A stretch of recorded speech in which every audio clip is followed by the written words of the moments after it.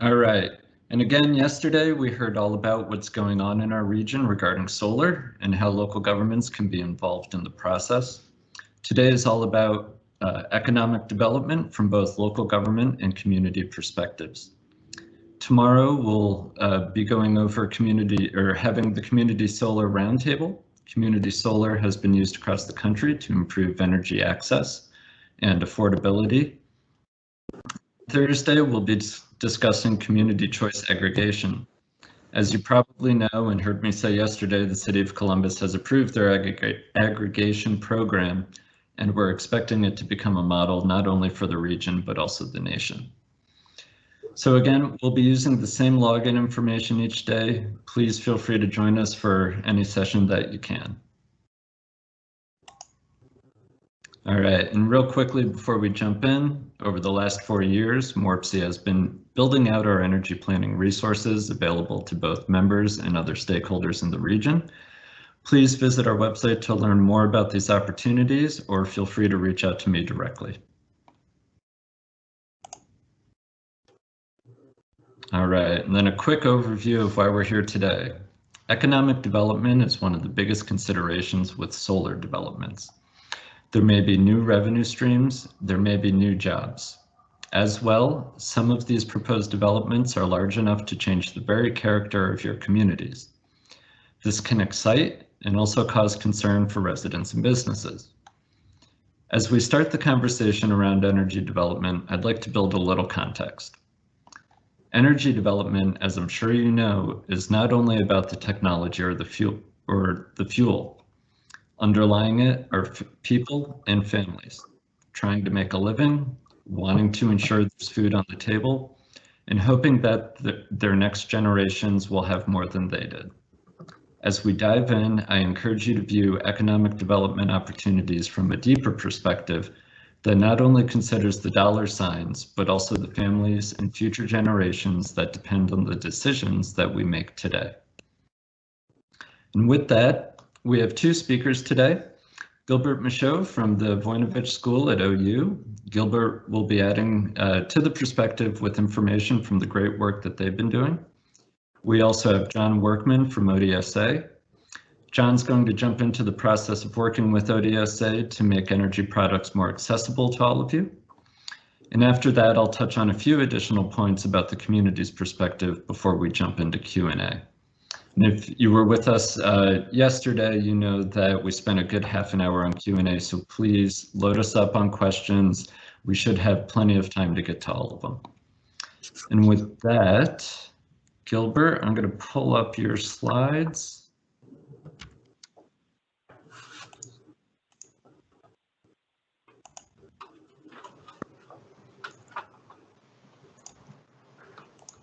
And we'll get you all set. Sounds good. All right, you're good to go. Great. Hopefully everyone can hear and see me okay. And thanks, John Paul, and thanks to MORPC for putting on Solar Week. This has been fun and exciting.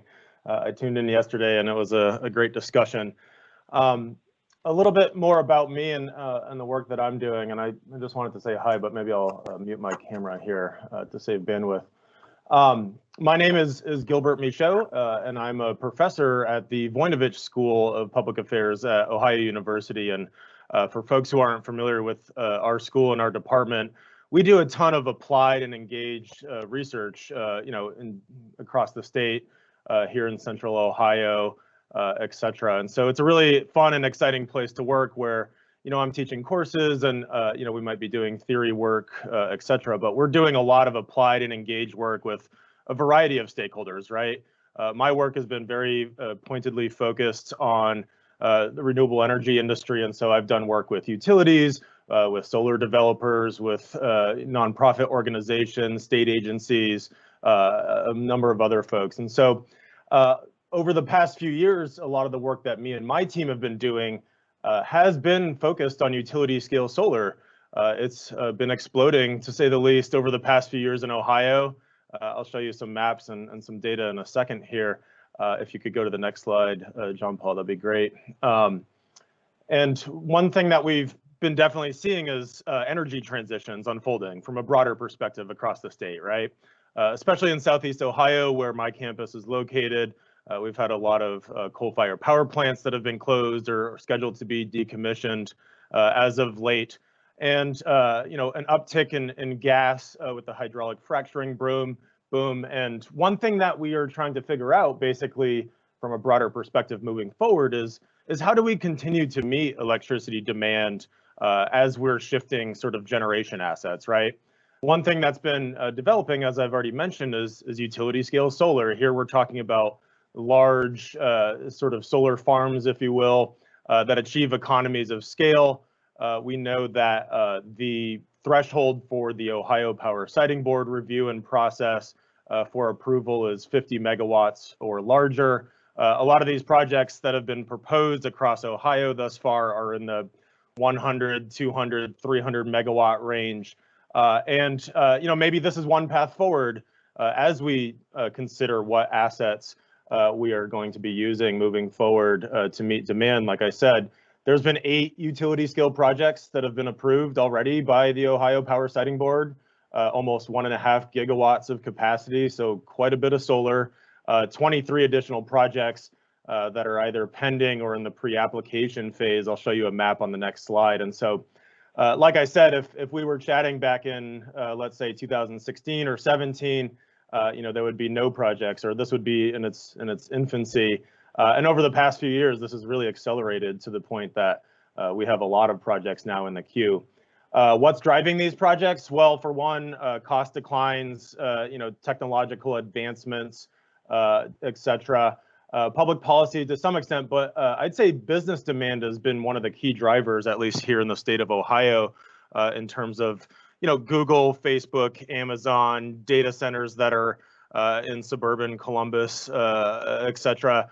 These big corporates have sustainability missions, want to be powered by renewable energy, and in many cases, they've been driving demand for a lot of these big solar projects. And so, where do I come in? From a university sort of research perspective, we do a lot of work, like I said, with external stakeholders that is very public facing. We're trying to quantify and answer difficult to answer research questions for our partners and the stakeholders that we work with.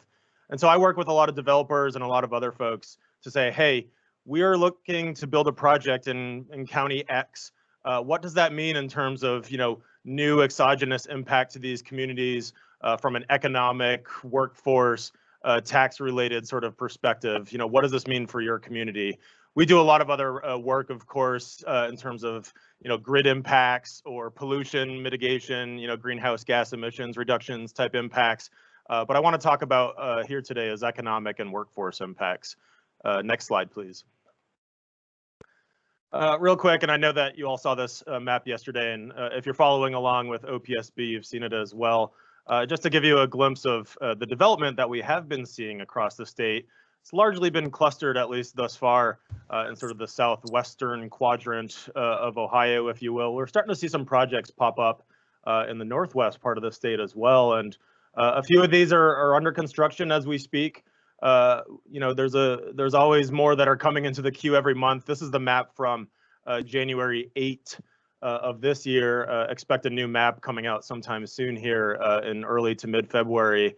And it's been interesting to follow along every month and see how many new projects are coming in the queue. And there's over 30 projects right now that we're looking at, and like I said, many more that are on their way. Next slide. Okay, so this is more of a conceptual slide, but perhaps it's one of the most important slides. Again, a lot of the work that we are doing is trying to use different methods, data, and models to quantify what these economic impacts of solar projects are for communities, right? So if we first start and move our eyes to the left-hand side of the screen, we can see this graphic that says what is economic impact, and this can be basically broken down into 3 core categories. Okay, first we feel the direct effect type impacts. This is literally boots on the ground, folks that are working at the site, building the solar project, electrical engineers, project managers, etc. If we move a little bit to the right, we see indirect effect. this is in essence our supply chain, right? These are vendors, strategic partners that a developer, for instance, might be working with. We're thinking of material suppliers such as the panels, the modules, wiring, racking systems, etc. We're also thinking of things here like legal and accounting and other sort of partners that folks might be working with. And then if we look furthest to the right on this image, we see what's called the induced effect. And this in essence is respending of income in a regional economy, right? And so we have folks that are at the site, they're building the solar project. We have folks that are impacted and feeling positive impacts from this new activity through their supply chain. And all of those folks are, gaining incomes, of course, and then they're spending money in their local economy in terms of purchasing groceries, eating out at restaurants, and doing sort of normal economic activity. And those are also impacting local jobs through that lens, right? And so we sum this all together and we say this is the total economic impact here of a solar project, but it could be any sort of project for that matter. And I just want folks to understand these three sort of discernible categories and how this breaks down and really be, in essence, good consumers of these data, right? You might be reading numbers and reports that I've written or other folks have done, newspaper articles, etc. Oftentimes, you're going to be looking at total economic impact figures that are actually broken down into these categories. If we move our eyes now to the right-hand side of the screen, we can see the utility scale solar project development process, right? And this is sort of generalized, but it's important to understand what we're looking at here as well. There's a bit of project planning and labor hours at sort of the front end of a development, and then also a little bit of decommissioning at the end. But really what is the most important in terms of our two core phases is the construction phase and then the operations and maintenance phase, okay? So the construction phase are the boxes that are highlighted green. And here we're talking from everything from manufacturing the equipment, transporting it to the site, actually building the solar project and interconnecting it to the grid. And then once it's built, connected to the grid, generating clean electricity, we now move to what's called the O&M phase, or the operations and maintenance phase. This is the annual impacts that we will feel for the life of the solar project, let's say 30 to 40 years or so. And so we have the construction phase where we're looking at different impacts that we feel, maybe 12, 16, 18 month kind of one-time impacts. It depends on the geography and the developer and a bunch of other factors, but those are one-time construction phase related impacts that we realize. And then again, once it's connected to the grid, we move into the O&M phase, impacts that we feel throughout the life of the system. So two really important things for folks to understand here. Next slide, please. So last year, again, I've been doing a lot of reports and projects that have been sort of at the case study level, right? Looking at specific projects, working with specific developers. I want to show you a bit of data from a big report that we finished up last fall. Last year, there's a newer group called USEC, that's spelled USSEC, and it's an acronym for Utility Scale Solar Energy Coalition. And it's a lot of these developers, a couple folks on the manufacturing side that are working in the solar industry, broadly speaking, right? And so they said, hey, Gilbert, we know that there's been a lot of reports that have been done for specific projects. We know that there's a lot of projects going on right now. Like I mentioned already, there's over 30 projects in the queue and many more coming. And they said, hey, for the first time ever, can we look at what the broad sort of aggregate comprehensive impacts are, broadly speaking, across the entire state and across all the activity that we're seeing? And so what we're looking at here in these graphics is different scenarios that we ran for this report, where we said, okay, let's look at a lower deployment scenario of 2.5 gigawatts, a scenario of 5 gigawatts, and then a more aggressive scenario of 7.5 gigawatts. Just to be clear, as you saw back in that map on the first couple slides, we're already, they're not all constructed and operating, of course, but we're already over 5 gigawatts right now in terms of what's in front of OPSB. And so, these impacts that we're seeing here are sort of, again, at the aggregate, industry-wide, state-level scale. On the left-hand side of the screen, you can see how we've broke this down by those three categories that I've already explained, right? We can see the direct employment impacts, indirect, and induced. This is in the one-time construction phase.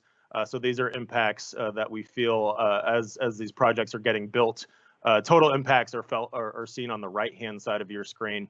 So we're talking about supporting, almost 55,000 construction jobs if we build out to 7.5 gigawatts across the state. Next slide, please. The other big thing that we look at in addition to job impacts is economic impacts, right? These are sort of new dollars that are fed into the state or regional economy directly from this solar-related activity. Again, same setup here. We're looking at these three scenarios and broken down by direct, indirect, and induced on the left. On the right-hand side, you can see the totals. This is, again, to be very clear, one-time construction phase impacts that we would see from the build-out of solar projects to these respective sizes. $3 billion, over $6 billion, over $9 billion, yes, with a B. A lot of economic impacts that we would see from solar projects, and this is just in the construction phase. Next slide, please.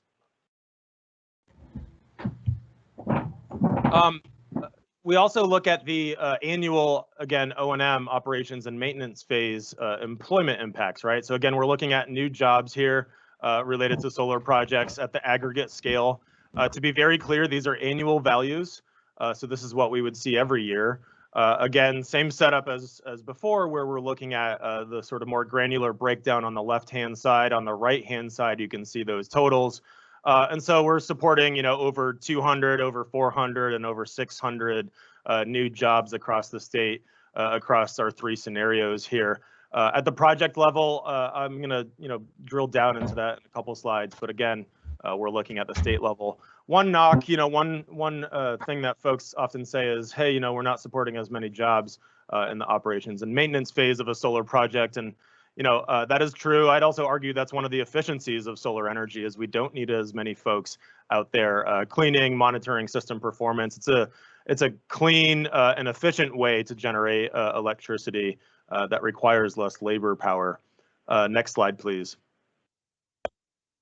And then again, same thing here. We're looking at O&M phase related economic impacts, new dollars into the state or into a region.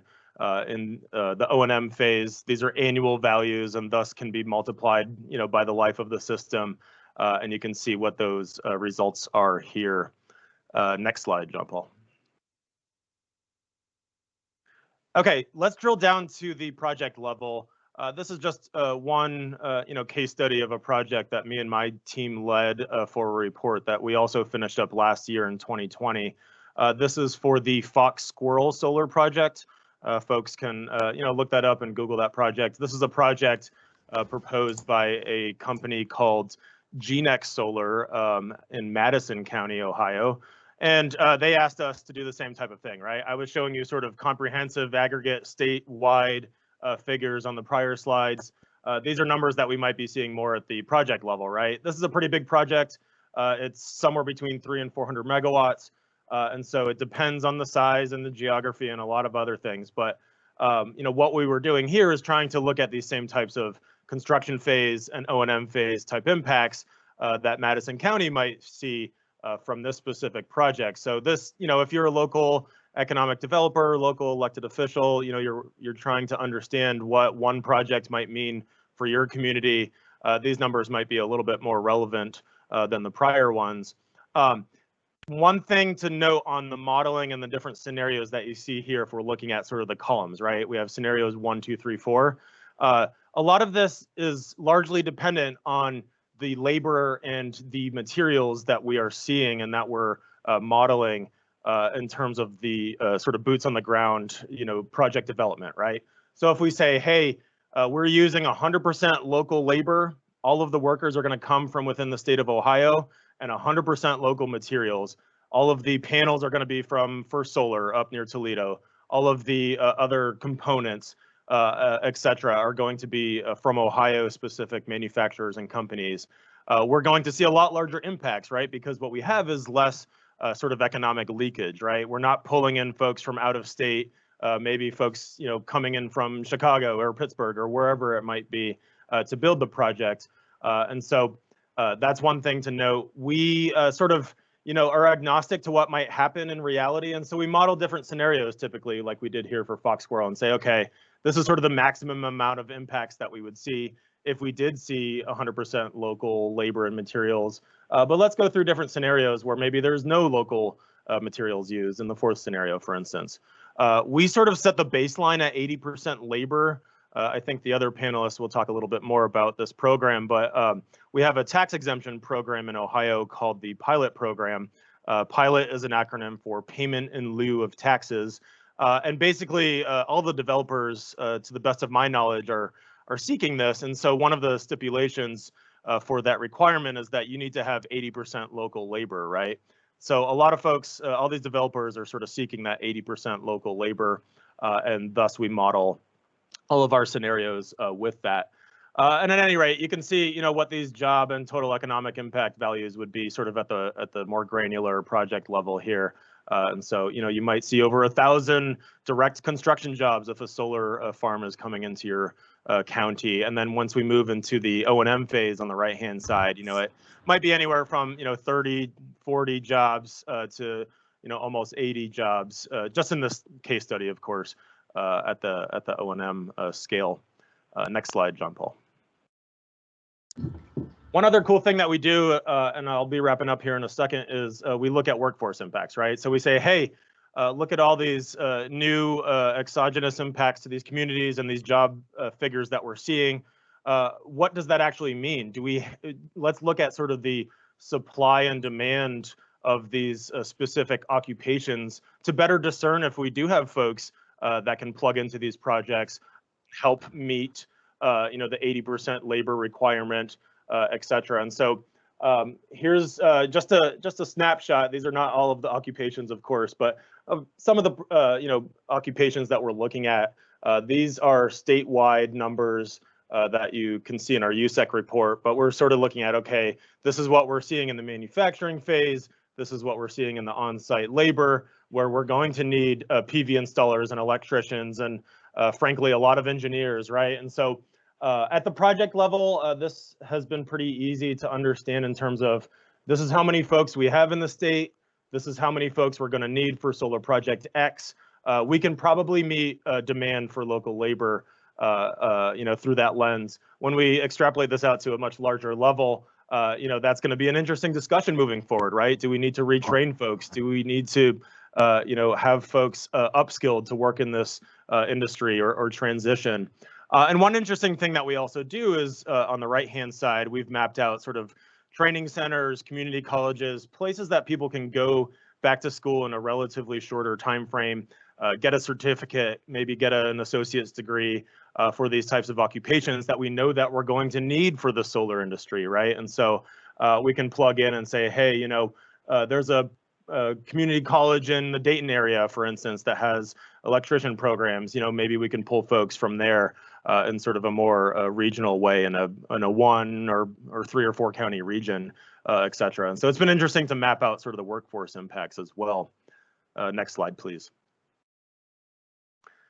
Real quick here, we also look at wages. Again, this is just a mere snapshot of some of these occupations broken down by types of degree, 2, 4 year degrees and graduate degrees. And I guess the point here is that these are well-paying jobs, right? A 2-year degree as an electrician, you're making somewhere in the $40,000 to $60,000 per year range. And with a 4-year degree or a graduate degree, especially for these more specialized technical engineering type occupations, these are really good paying jobs. You're making 80 grand or more in many instances. And so this is just a quick snapshot. There's a lot more detail to go into, of course, but I wanted to show this with you, share this with you as well. Next slide, please. And one other quick thing, this is a little wonky to look at, but interesting nevertheless, is trying to understand how folks can actually transition to these types of careers, right? There's already a lot of folks that work in the solar industry across the state. As projects continue to develop and new demand rises for both the construction and the operations and maintenance phase of these solar projects, it's really important, like I said, to make sure that we do have an adequate and skilled and trained workforce to plug into these projects, right? And so we've done a lot of work in trying to better discern wages, knowledge, skills, education, abilities for these types of transitions, right? And so here, what we're looking at, it's a little cliche, admittedly, but is the decline of coal economy and those types of workers, especially in sort of the southern part of the state of Ohio, and transitions perhaps to the solar economy, right? Again, it's a little wonky. What we're looking at here in terms of the figure is the green or the greener shaded cells represent workforce transitions that are easier to make based off of education, knowledge, and skills, etc. And the red is the opposite, harder to transition to jobs. And then the numbers that you see in there are the wage differentials, right? So an observation is a lot of folks that are working in the coal industry, or maybe they're just sort of displaced workers, generally speaking. Maybe they're displaced workers because of COVID or underemployed.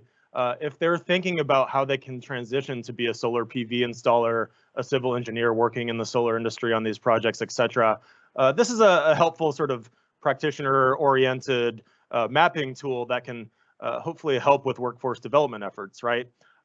We can see how folks that work in the coal industry, if you're a production worker, for instance, right, looking at that top row, you can transfer pretty easily into being a solar PV installer, and you're actually getting a raise, which is pretty cool. If you want to be a civil engineer, on the other hand, you can see that's sort of the reddest shaded cell. You might need some upskilling. You might need to go back to school or something like that, but it's also associated with a large wage increase. And so as folks are trying to map out their career transitions, whether it's coal to solar or anything else related to solar, it's interesting to understand what these knowledge and skill gaps might be, and what the wage differentials might be as well. For some occupations, folks might transition really easily. They might also get a decrease in pay in some instances, but a lot of these jobs are also associated with an increase in pay. So there's no sort of blanket statement that you can make about this. Next slide, please. I have a policy brief as well, and some other documentation if folks are interested in digging more into that. I wanted to talk really quick about the pilot program. I think this will be a nice segue to our next speaker, who will talk a little bit more pointedly about this. But just to put a bow on this discussion from a tax perspective, again, we have, like I've already mentioned, this program in Ohio, this payment in lieu of taxes. And it's basically a service payment that local folks can leverage up to $9,000 per megawatt of nameplate capacity in lieu of property taxes. This was enabled by Senate Bill 232 back in 2010. And to the best of my knowledge, like I've said, a lot of the developers that are putting in projects are seeking to enter this pilot agreement. And so these are the numbers that you see here, again, at the state sort of more aggregate level, back to the USEC report that we were looking at in a more comprehensive fashion, both in the annual impacts that we see on the left-hand side, and then over the lifespan. We're assuming a lifespan of 40 years of these projects, and we're talking of billions of dollars of new money into the state through the pilot program. Of course, if this is at the project level, it depends on the size of the project. Again, it's up to $9,000. It's between $7,000 and $9,000 per megawatt. And so depending on how big your project is, maybe we're talking about annual tax revenues of like $1 or $2 million perhaps. And these are dollars that are fed into local schools, senior citizen centers, libraries, et cetera. And so a lot of local communities are excited about this new money that's being fed into their state. Next slide, please. Okay, I know I've been a little long-winded, but thanks for your all's patience. There's a lot of large utility-scale solar projects that are popping up all over the state, like I've mentioned. It's been really interesting from an academic research perspective to be involved in this and paying attention and plugged into these projects. And we have no skin in the game. We're working with a variety of different stakeholders, from developers to nonprofits to utilities. There's some opposition groups that are forming, local government entities, et cetera. A lot of the work that we're doing is trying to help folks make smarter decisions around what a project means for them, if they should be amenable to that project. And it's been exciting, nevertheless, to see all of this unfold. A lot of positive benefits that we're seeing in terms of new jobs, tax contributions, workforce development, et cetera. If you are interested in looking at the full report, like we did for USEC, that you see a lot of those graphics from, we also have a nice one-pager, as you can see in those screenshots there. I've included a link, and I'm sure these slides will be shared with folks. And if you have any questions, and want a sort of objective take, I'm happy to talk to folks. I do a lot of practitioner-oriented work, like I said, and so my email address is on the bottom right-hand side. Always happy to meet with new folks, jump on the phone, talk about projects, and what you might be seeing in your community, and if there's any way I can help crunch some numbers or provide some advice, etc.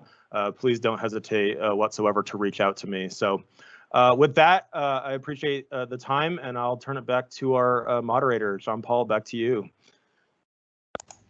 All right, Gilbert, while I'm turning off your presentation, why don't we take a look at the chat and start to answer some of these questions, because sure, just as normal, a ton came in. Are you able to see it? And would you like to guide whether you take them or I take them? I can see the questions. It might be best if you sort of moderate and I can jump in as needed. Yeah. Sure. All right. So the first one that came in, why are we seeing most of these projects on the western side of the state? Yeah, great question. Simple answer is flatter land and more access to sun resources, right? Being in Southern Ohio versus Cleveland, for instance, you're getting sort of more bang for your buck in terms of what's called solar irradiation, more sun energy basically shining in the Cincinnati area versus Northern Ohio. And so you can produce more electricity.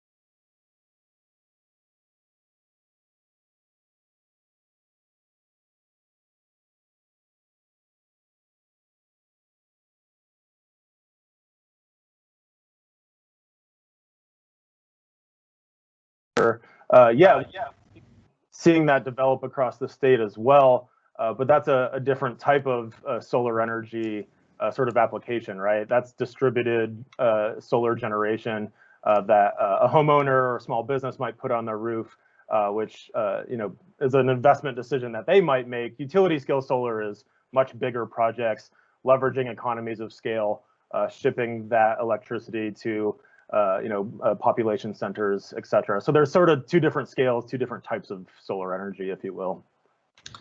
And I think just to add on that a little bit, in terms of these large scale projects, you'll see developers pulling together 1,000 acres, 1,200 acres, 1,400 acres. But the projects themselves aren't that large. So what they have to do in that is incorporate a lot of the setbacks and restrictions around water, streams, things along those lines. And also any aesthetic concerns that need to be addressed as well. Exactly. Yep. All right. And then, so you mentioned that for the pilot, there's an 80% in-state labor requirement. How about materials? So I know that for smaller projects outside of, for under 50 megawatts that aren't regulated by the Ohio Power Siting Board, local governments have a lot of ability to kind of guide the different parts of the projects, which could include materials. How about when it gets up to the Ohio Power Siting Board? Is there still a way for local governments to ask for a requirement that the materials are also made within Ohio? That's a really good question. I won't lie, I don't know. To the best of my knowledge, it's really a labor requirement and not so much a materials requirement at this stage. We're going through a rule review process, that started last year through the Power Siting Board. That might be a Matt Butler, Dale Arnold kind of question. and I'm not an attorney either, so I don't know all of the legal sort of language. I will say one thing is that developers are interested in Ohio, particularly because of the materials that we do have in the state, because of the robust supply chain, because of First Solar being one of the largest, if not the largest manufacturer in the entire US. They can lower their installation costs and have more sort of local labor and materials. So in addition to having flat, sunny land, having that supply chain already within the state is a reason folks are trying to develop in Ohio. And so I think that we're already seeing a lot of local materials being utilized in these projects, which is a good thing because that enhances our economic impacts that we're realizing. Okay, and so we get to John on time. I want to throw out one more question. Sorry, Zach, for skipping yours. We'll grab that one at the end. But there were a couple questions in regards to your analyses. So do they include loss of agricultural related jobs and the economic impacts? And as well, there was another question regarding what other negatives might you be seeing when you're looking at these? Yeah, those are great questions. We have, in fact, been asked to model. Again, we're just sort of looking at economic and workforce related impacts, right? So there's a lot of other pieces to this. There's environmental impacts, the soil, runoff, glare studies. When a developer is seeking their building permits and approval by the state, there's a lot of different reports. You can go and look at all these case numbers on the OPSB's website and pull down all of these different reports that are being done at the project level. Again, we're sort of looking exclusively, at least historically, at sort of the economic and workforce related impacts, right? And so we have in fact been asked to model, if we are shifting land uses from ag land, growing corn or soybeans or something like that versus, farming solar, if you will, what do those economic transitions and impacts look like as well? And so if you actually look at the GNEX solar report that I referenced in my slides, and I'm happy to share the link with folks, we actually looked at, hey, if we're taking, I don't remember the acreage, 2,000 acres out of ag production and transforming that to solar production, what does that mean from a job perspective? And we actually found that the economic impacts were much larger from solar in terms of new jobs supported, wages paid, and dollars pumped into the state to the effect of, I think, about 3 times larger. Don't quote me on that. I'll have to go double check. But there's a lot more economic impacts that we actually see from solar projects compared to agricultural production, at least in the case study that we were doing there in Madison County. And so we might be looking at this at the broader level across the entire state. It's circumstantial to some extent based on the project, but that's a great question and really interesting analysis that you all should check out. Well, awesome. Thank you very much. Hang on with us. We'll do some more Q&A after this, but absolutely. I'd like to bring up John Workman from the Ohio Development Services Agency right now to kind of dig a little bit more into the tax components of this part. John, are you with us? Absolutely. Thanks, John Paul. Awesome. Thanks, John. So first of all, I just want to say thanks to MORPC for having me today. I truly appreciate being here to share some information with you about a program that we administer that hopefully helps some of these projects happen in Ohio by providing an economic development benefit to these developers. So on behalf of Director Lydia Mihalik of the Development Services Agency, my name is John Workman. I am the Chief of the Business Services Division at Development.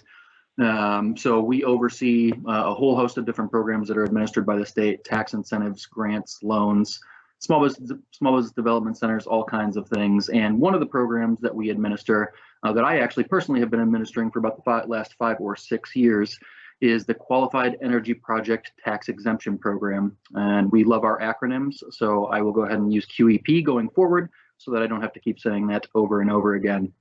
As Gilbert indicated, this program was originally created by the legislature back in 2010 to try and incentivize renewable energy development here in Ohio. It's been amended a couple times since 2010, no real major changes, usually just some date updates, things like that. It is governed by Ohio Revised Code Section 5727.75. We have a number of administrative code sections, rule sections that also advise the program. And then we also look to the public utility tax definitions under 5727.01 for some of the things that we talk about through the program. The first point I want to make is that this program is completely voluntary. Renewable energy developers are not required to participate in the QEP program. It is a choice that they make if they end up moving forward with a project here in Ohio. So it is not the same as OPSB, where if it's greater than 50 megawatts, they have to go through that process. It is completely up to them whether or not they want to take advantage of this program. What does the program do? The program provides an exemption from the public utility personal property tax that a renewable energy developer would otherwise have to pay. And then additionally, it also includes a real property tax exemption as well, which a lot of times local folks don't necessarily pick up on that right away, that not only does it exempt you from the public utility personal property tax, but it also includes a real property tax exemption. And the real property tax exemption that comes along with it is pretty broad. As indicated by the statute, it includes interconnection equipment, devices, related items, cables, equipment, anything that connects you to the electricity grid, buildings, facilities, structures, improvements, all kinds of things, as long as they are necessary for the operation of the energy facility. They have to be directly related to the operation of the energy facility. If they are also entitled to a real property tax exemption, and that is regardless of whether the land is owned by the owner of the facility or is leased from another person. So I think there was a question that came through related to lease and what the benefit is to a lessee. They also get a real property tax exemption. So that counts as well, whether or not the renewable project owner is purchasing the land or leasing the land. The real property tax exemption applies either way. What is the eligibility requirements? You have to be basically subject to the public utility personal property tax. So that means you're generating at least 250 kilowatts and you're selling it to a third party, whether that be a direct sale or through a net metering agreement. Otherwise, if you weren't subject to the public utility personal property tax, there would be really no reason for you to participate in this program, because there is a requirement for a payment in lieu of tax, which is calculated as $7,000 per megawatt as a base amount. And then, as Gilbert indicated, in some circumstances, the local government, the local county commissioners can charge an additional fee up to $9,000 per megawatt. So I'm just going to kind of go over the process of this program briefly, and then would be happy to answer any questions folks might have. Really, we start with an initial application, and the application timeline is laid out in the Ohio Revised Code. As of right now, you are required to apply to our agency and OPSB, if required, by December 31st, 2022 to be able to take advantage of this program. Additionally, you have to begin construction of the facility by January 1st of 2023, and only property placed in service before January 1st, 2024 would be subject to the exemption. Now, I will say that this program has been extended a number of times by the legislature, and we kind of anticipate that that will happen again. So I do anticipate that those deadlines will be pushed out as we get closer to them. Really, the initial application for us is just kind of general information. Who are you? What do you plan to do? Where are you planning to do it? How big is your facility going to be? And that's really an important question for us, because the code sets out two different approval processes depending on the size of the facility. If it's less than 20 megawatts, we approve it administratively in-house. If it's more than 20 megawatts, then we have to send the application to the county commissioners for their approval. And there are a couple of different ways that they can approve it. First, they can declare their county to be an alternative energy zone by way of resolution. If they do that, any project that applies for the exemption in that county is entitled to the pilot program, or counties can basically approve projects on a one-off basis. Through that process, if the county is required to approve it, the commissioners can charge an additional discretionary fee up to a total of $9,000 per megawatt. So as you can see there, it's a delta of about $2,000 per megawatt. And that portion of the payment, while the $7,000 portion is treated just like a tax payment and goes to the different levies in place in the local jurisdiction, in the school district, the additional $2,000 up to $2,000 goes directly into the county general fund, and they can use that for whatever purposes they can use county general fund money for. So we typically certify an application if three things are present. We have a timely application, the county has approved the application if required, and the facility did not generate power before 2009. If all those things are in place, then we go ahead and issue an initial certification. And basically all that says is it looks like this project will qualify. Come back when you're done with construction so we can verify that you did everything you're required to do under the Ohio Revised Code. We also do require some construction progress reporting throughout the term of the agreement, or throughout the term of the exemption. So if you get a certification, but you're not completed by the end of the year, then you file a progress report with us, which is basically just a check-in report to say, here's where we are, here's where we think we'll be done. Really the meat of this program is the construction completion report. That's where we verify that a company is complying with all requirements of the Ohio Revised Code. And there are a number of them that you have to show that you complied with. They give us a list of all their tangible personal property so that we can share that with taxation so they can know it's exempt. They give us a list of the parcels that are used exclusively for the facility, which we give over to the county auditor so that they can identify which pieces of the real property are exempt. They provide us with evidence of when construction began for purposes of verifying eligibility. They confirm that they have all their licenses and permits in place. They confirm with us that they've worked with local fire and emergency responders to verify that they have the ability to respond to an emergency at the facility if necessary. Apologize for that. And if it's greater than 20 megawatts, they do have to have a relationship with a member of the University System of Ohio for internships and training. And I'm going to have to apologize, John Paul. I'm getting a call from my director, and we are currently going through the budget process. So if I could just have 1 or 2 minutes, and I will be right back with you. I apologize for that. No problem at all. I will jump into some of the things that I was going to talk about real quickly. So yeah, this program's great. I had no idea about that, the internship requirement as a part of that. I think that's a wonderful connection that we can see. Everybody, give me just a moment to pull my slides back up. I just had a few to get into, so this won't take too long.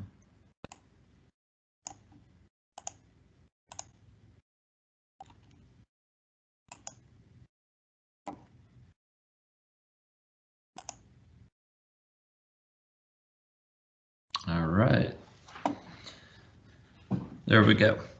So basically all I wanted to touch on was essentially the importance of being prepared to answer questions that come in from both the community and developers. So just to recap 2 significant points from yesterday. If a project is less than 50 megawatts or 5 megawatts for wind, the municipality has jurisdiction over the project. If a project is over 50 megawatts, or again 5 megawatts for wind, the Ohio Power Siting Board has jurisdiction. And as they mentioned yesterday, they strongly consider regulations, codes, and so on of communities where these projects are located. So our local governments, our members, they do have a lot of agency in guiding these projects, even if they don't necessarily have jurisdiction over them. So why is this important? If you want developers to look at your communities, they need to know what to expect. They need to have some confidence, right? And likewise, your residents also want confidence in how their local governments will approach solar development. The best way to satisfy everyone, as much as you can, of course, is to ensure solar development is covered in your comprehensive plans and other policies that you might have. Hopefully, throughout that planning process, the community was engaged and their input was incorporated into the plans and policies. This provides you with some cover when people ask why you're considering a project or why you might be against a project in a specific area. So we expect developers to continue looking for land in your communities. I strongly encourage you to revisit your plans and policies now to make sure they're addressing the concerns that you might face. And so what are those concerns? Most people choose to live in a community because of how it looks at that point in time, right? We're creatures of habits and change is not always welcome. However, large-scale solar developments will change your communities in one way or another. And whether it's in the way a project looks or if it displaces agricultural jobs, changes to your community will most likely be the most consistent concern you hear. John, I see that you're back. I'm just gonna run through this last slide and we'll jump back into you. No worries. I sincerely apologize. That's directors. What are you gonna do? Mm-hmm. Environmental concerns will come from all sides. You'll hear concerns about climate change and resiliency and equity. You'll also hear concerns about pollution during the construction process and when the project gets decommissioned years down the road. These are very real concerns related to runoff, damaged tile, impacts to wildlife, and so on. All of these concerns can be proactively addressed in your plans and policies. Another concern you'll face is the political nature of solar panels. They're basically just a piece of glass and some wires, but you will hear an array of concerns regarding politics, and that's as far as I'm going to get into it. And then also, as both Gilbert and John have been speaking to, there's concerns around the tax base. Large-scale solar projects have the ability to take advantage of the pilot, and as they both said, are somewhere between $7,000 and $9,000 per megawatt hour, or excuse me, per megawatt. And these can be spent as you decide, and that's the important piece. So local governments have a lot of agency in how these funds are directed. And as Gilbert mentioned, when you're talking about 100, 150, 250 megawatt facilities, you're starting to look at an additional $1 million, $2 million extra in revenue every year. So in addition to ensuring that your comprehensive plan is up to speed, there's a few additional considerations. Building and safety codes will likely need to be updated. If you were able to attend yesterday's session, you got to look at how to engage with the Ohio Power Siting Board. Knowing that in advance of having to do it is huge. And as well, understanding the pilots and other opportunities, such as what John is speaking to, when engaging with developers is paramount in order to meet the needs of your communities. So all I wanted to touch on really, the big thing is just preparation for this development because it's coming your way. There's one last slide. I'll pass this around afterwards so we can get back to John. But Dale Arnold is a great resource from the Ohio Farm Bureau, not only in terms of zoning and other questions that you might have, but they've also built really strong relationships in the communities where these projects are looking to be placed. Matt Butler, although the Ohio Power Siting Board can't give you advice, they are happy to interact with you to ensure that you know how to best advocate for your communities. And then, of course, myself, it's quite literally my job to assist you in making sure that you're ready for development. And then one other piece is SoulSmart, which is a national program that offers a ton of guidance and best practices around ensuring that your codes are up to speed and any other resources that you might need around solar. So get in touch with us and we can certainly help guide you through that. All right, I'm going to stop now. Let me get back here. And John, it's all yours again. Well, thank you again, John Paul. And I do apologize. As former director and current Commissioner Schmenk, who I think just posted a question in the chat, can attest to, when the director calls, like you said, you have to answer the phone. I was just going through the construction completion report. Again, this is where we really do all of our verification to ensure that the project met the requirements of the revised code. Tell us about the personal property, tell us about the real property where you put it. Tell us when you started construction, show us that you complied with all the requirements on licenses and permits.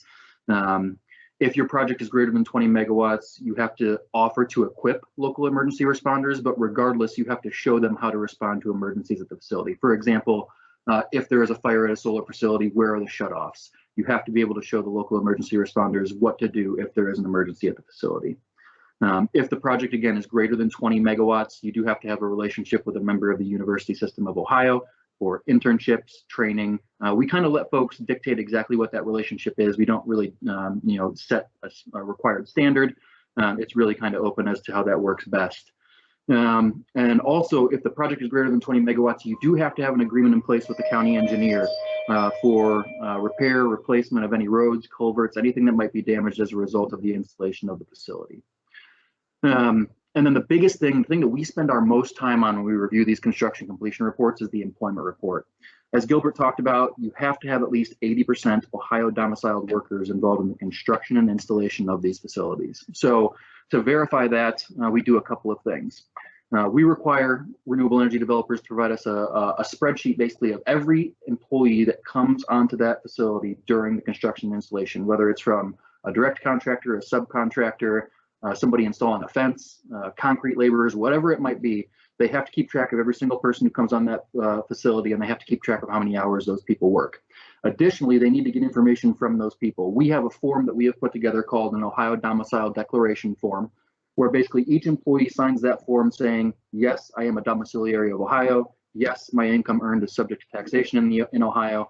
So it's basically our way of getting verification from the employee that they are Ohio domiciled. Additionally, the developer has to collect evidence from those employees of Ohio domicile. The typical thing that we get is copies of driver's licenses, but you can also have utility bills, all types of different things that are listed in the report. So, we really spend all of our time, literally every single employee that they say is Ohio domiciled, we make sure that we have one of those signed forms from that employee. And then typically, depending on the size of the project, a lot of these can be thousands of employees. We will audit 10, 15% of them and ask them to provide the evidence for us. So copies of the driver's licenses, that sort of thing. They are not required to provide those directly to us. They're just required to have them in their records, such that if we ask for them, they can provide them. So assuming everything is in place with the construction completion report, they've proven 80% Ohio domiciled workers, then we issue what we call a certificate of verification. So it's kind of the second piece of the puzzle. And all that really says is, yes, you comply with the code, the exemption continues. It identifies when the exemption is in place, which is when the project was placed into service. Those two things tie together for purposes of the public utility personal property tax. And then we also send a list of the parcels to the county auditor so that they know which real property is subject to the exemption. Going forward, we collect annual nameplate capacity certificates from our project owners, basically to show, yes, I'm still complying with requirements. Yes, I made my pilot last year. The county got my money. And really just kind of check in with them, make sure we keep the contact information up to date. And it's just kind of our annual check with them to make sure that they're following all the requirements of the code. These can be revoked for a number of reasons. Typically, it would be failure to file a report, failure to make a payment to the local county. We haven't had that happen a lot. Usually project owners are pretty good about following the requirements of the program. I know Commissioner Schmick asked about whether or not projects that don't get the exemption end up moving forward in the county if the county commissioners decide not to allow them to participate in the program. That's a great question. I don't know if maybe Gilbert has some insight on that. I do know that we have only had a handful of circumstances where the local county commissioners basically denied the ability to participate in the pilot program. And those have typically been related to wind projects. Obviously, there's a lot more that goes along with wind projects with respect to local opposition. I don't want that in my backyard. They're noisy. I don't want it in my view, migrating birds, all kinds of issues. So there's a lot more issues with wind, obviously, than there is with solar. So we haven't seen a lot of circumstances where the county commissioners don't agree to this because, again, it is additional revenue that they wouldn't otherwise see, and at least part of it can go into their county general fund that they can use for whatever purposes they see fit. As Gilbert mentioned, we've seen a really big trend recently on the big solar, the utility scale solar projects. Southwest Ohio has been really big, a couple in Northwest Ohio as well, which has been a change for us. Early on in the program, first couple of years after 2010, it was all big wind farms. We have a ton of big wind farms up in Northwest Ohio, a couple hundred megawatts worth of wind farms up in Ohio. In Northwest Ohio, and we've kind of seen that change recently to the more solar development happening in Southwest Ohio, as Gilbert was talking about. So it's kind of been interesting to see how the program has changed, how the developers have changed over time and really kind of changed their focus to solar as opposed to wind. So that's all, just a quick overview on the QEP program and how we administer it. And John Paul would be happy to answer any questions that folks might have that might have come into the chat while I was talking. All right, thank you so much, John. I am going through them. It looks like we are pretty current on the questions. Gilbert, if you want to join us again, we do have a couple left over from your session as well. And please, everyone, if you have any questions, throw them into the chat. I know this was super heavy. But also some amazing information. John, I have a couple questions for you too, but Gilbert, why don't we jump back to the two that were left over. One question came in from Zach in regards to, we know you analyzed for 7.5 gigawatts. Let's say it goes even higher. Let's say it goes up to 10 gigawatts. Do we expect the same kind of growth trajectory as far as economic impact for even more, or does it top out at some point?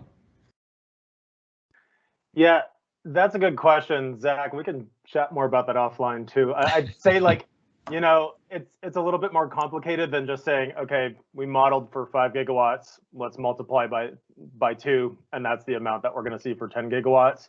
The modeling is obviously a little bit more complex and arduous than that, and depending on the size and the scale and the average project sizes that we're using that achieve economies of scale, there might be different installed per watt values that we're inputting, labor, etc.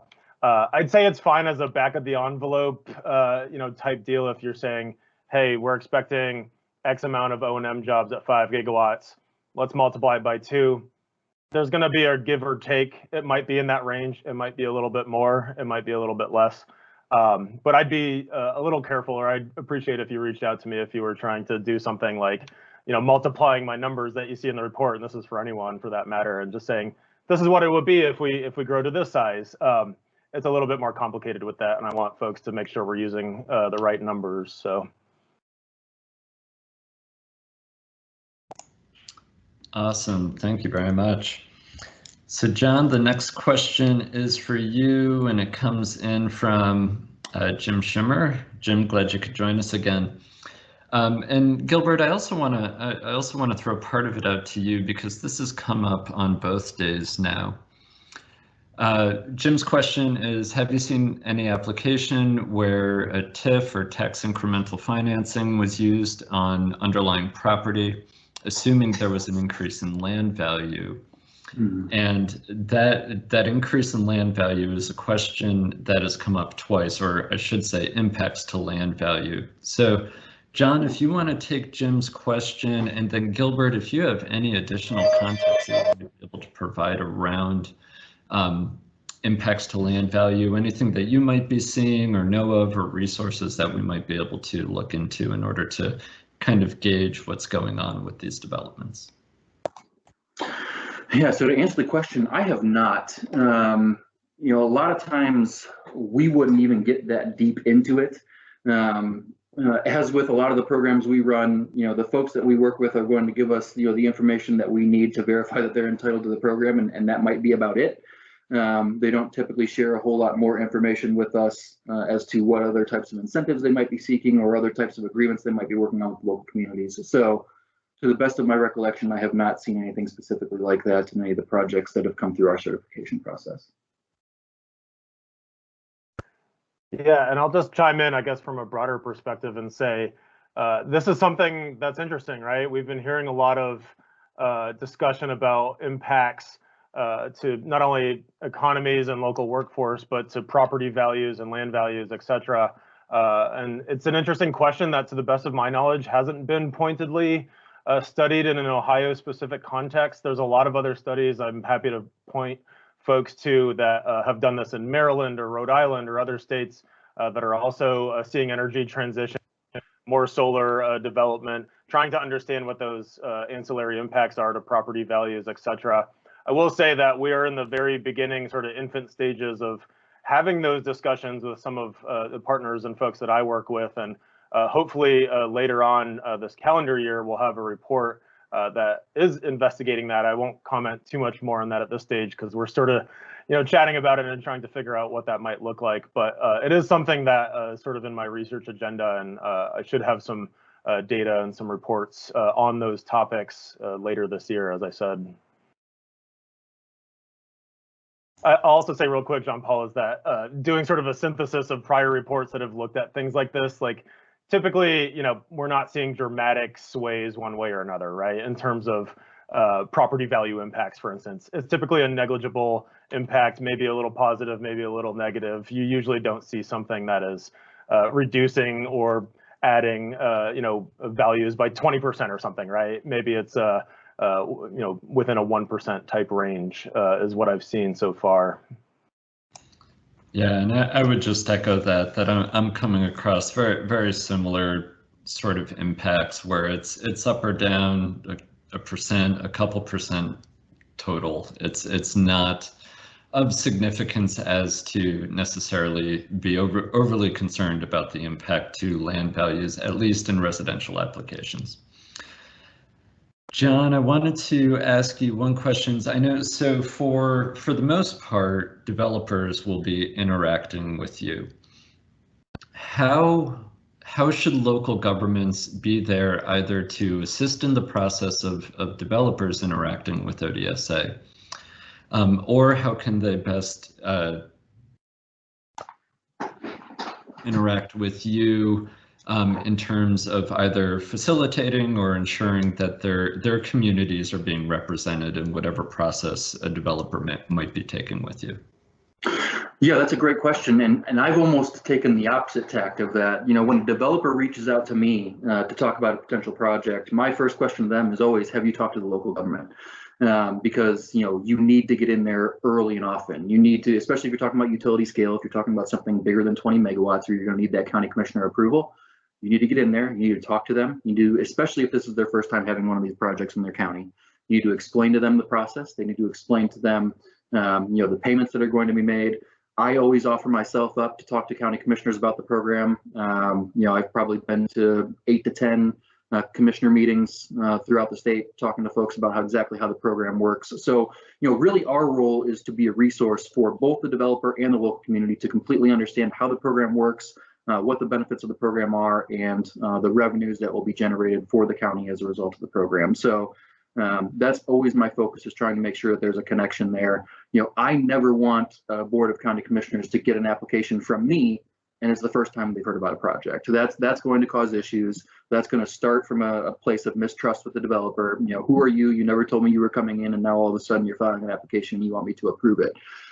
So I think that's the biggest thing for us, is just making sure that developers understand you need to get in there, you need to have those conversations, and you need to work with the locals, because they are going to be your partner in this project and you're going to need them to be on board. And just to follow up on that, how will developers engage with their local governments? Is there a certain part in the process where either through permitting or whatever it happens to be, where it's their first point of engagement? Or is there a way for local governments to perhaps preempt this and develop some sort of standard by which a developer might engage with them? I think that would make sense. You know, for our program, again, you know, we focus on the county commissioners. Sometimes the county engineer is brought in if you have to have that road use and repair agreement, but we really focus on the commissioner side. So, you know, all county commissioners have clerks, have folks that you can call on a regular basis. You know, I know the county commissioners aren't always in the office, but their staff always is. So that is kind of my, you know, always initial salvo to these developers, is reach out to the county commissioner's office. Or you can also use local economic development offices as well, because they can help the county commissioners understand exactly what the economic impact of these projects is going to be. Almost every county has its own economic development arm, or has a regional arm that they work with. So that's another good way to get in the door. You know, eventually you're going to have to work with the county engineer. Eventually you might have to explain to the county treasurer, the county auditor, how the program works. But my recommendation to folks for their first step is to reach directly out to the county commissioners or the county economic development folks, as kind of to get your foot in the door and start the process. Fantastic, thank you. So we just had a question come in from Dan Sawmiller. Pilot revenue is not indexed to cost of living, inflation, or cost of money, but does pilot adjust downward for asset depreciation? And he's trying to understand the value of pilot revenue over time. Yeah. Either one of you, I think, are certainly more qualified than myself to handle that question.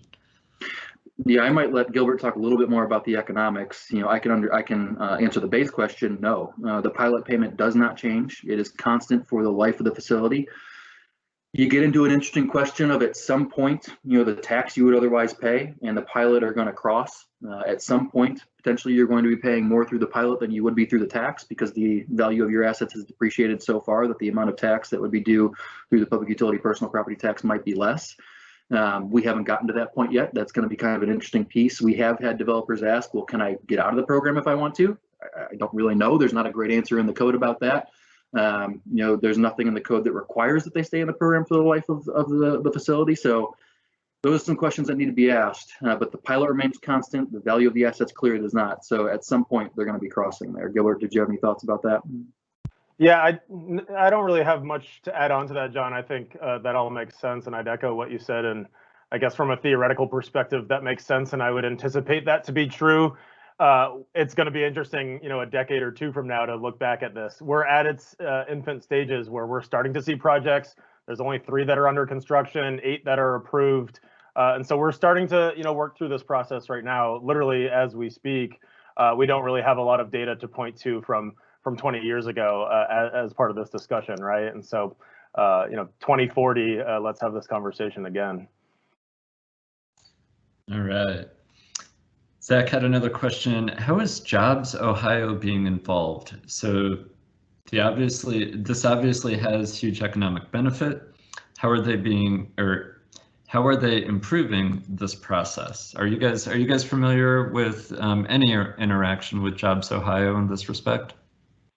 So I am basically our agency's lead liaison with Jobs Ohio. I'm meeting with them multiple times a week. I can tell you that these typically would not be the types of projects that they would necessarily be interested in, because you're not talking a significant number of long-term sticky jobs, right? They typically wouldn't focus on like the construction impact of a project like this. So, I have not heard of any instances where Jobs Ohio has provided support to this type of project. Now, obviously, for solar, absolutely. Both the Development Services Agency and Jobs Ohio have provided a number of different forms of support for solar. So if you're talking about, solar panel manufacturers, if you're talking about energy company back office, that might be something Jobs Ohio would be interested in. Yeah, I'd say that's true. From my perspective, so I have relationships with the Jobs Ohio folks, as does my school and the university, and we're paying attention to what they're doing from a broader economic development perspective. They are, historically a metrics-driven organization. Like John said, they're interested in big projects and trying to plug into those types of things. But I think we're starting to see them pay attention to the solar industry with this new coalition that's formed.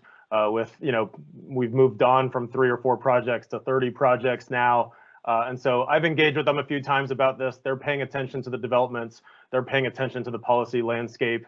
And I sort of have, informal friendly chats with some of the folks over there about what I'm seeing from an objective research kind of perspective, as they are paying attention more to this industry here, which I think is a good thing.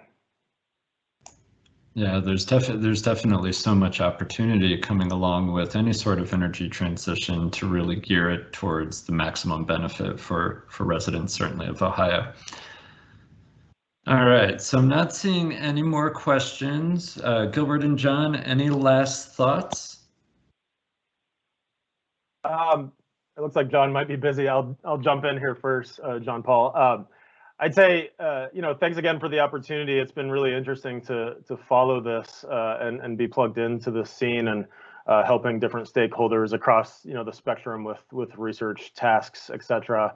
I think it's a really interesting case study, frankly, in sort of political economy and civic engagement. I mean, recall I'm a professor at a public affairs school, right? And so a lot of the work that I'm doing in the classroom on the instructional side is encouraging my students to go out and participate in sort of the local processes and bringing students out into the world to attend city commission meetings, et cetera. And as I've been following, sort of going to local hearings over the past 3 or 4 years, reviewing testimony, understanding different perspectives of all the stakeholders who are involved in this, including opposition groups that have been forming in some geographies. It's really nice, frankly, from an outsider perspective, to see the civic engagement, see the discussions that we're having, have events like this that MORPC is facilitating, and a lot of other partners that we have in the state. We're trying to figure this all out, right, comprehensively. As the energy transition continues to unfold, more questions are going to rise. Changes will happen over the next decades that, maybe we need to revise things, et cetera.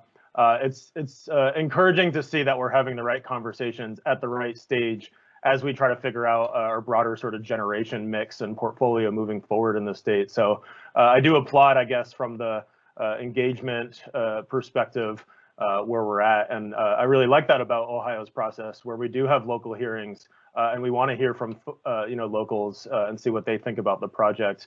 I think that's a really important thing. Yeah, John, I don't know if you have any other sort of concluding synthesizing thoughts. No, just want to say thanks to MORPC for having me. Thanks to Gilbert, my fellow Bobcat, for participating in this panel with me. I'm here to help. Whether it be a developer you're talking to who has questions about the program, feel free to connect them with me, or again, a local community.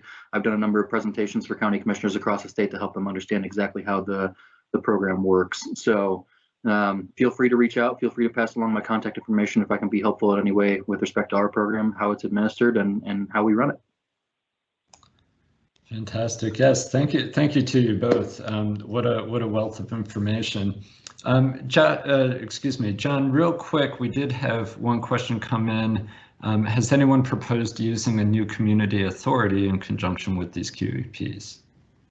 I have not seen that yet. It's an interesting idea. Obviously, new community authorities give local jurisdictions a lot of power to charge fees that they otherwise wouldn't have the ability to charge. So it's an interesting idea, and it might be a way to generate additional revenue, but I haven't seen it happen yet. Great, thank you. All right, everybody. Tomorrow we have the Community Solar Roundtable, which is being hosted by Bricker and Eckler. They've got a couple great speakers coming in to talk about that. I'm sure that will be a very engaged session, so please join us for that if you can. And once again, thank you, Gilbert. Thank you, John. We'll make sure slides get out, and also we'll be posting a link to the recording. So thanks again, everyone, and have a great day.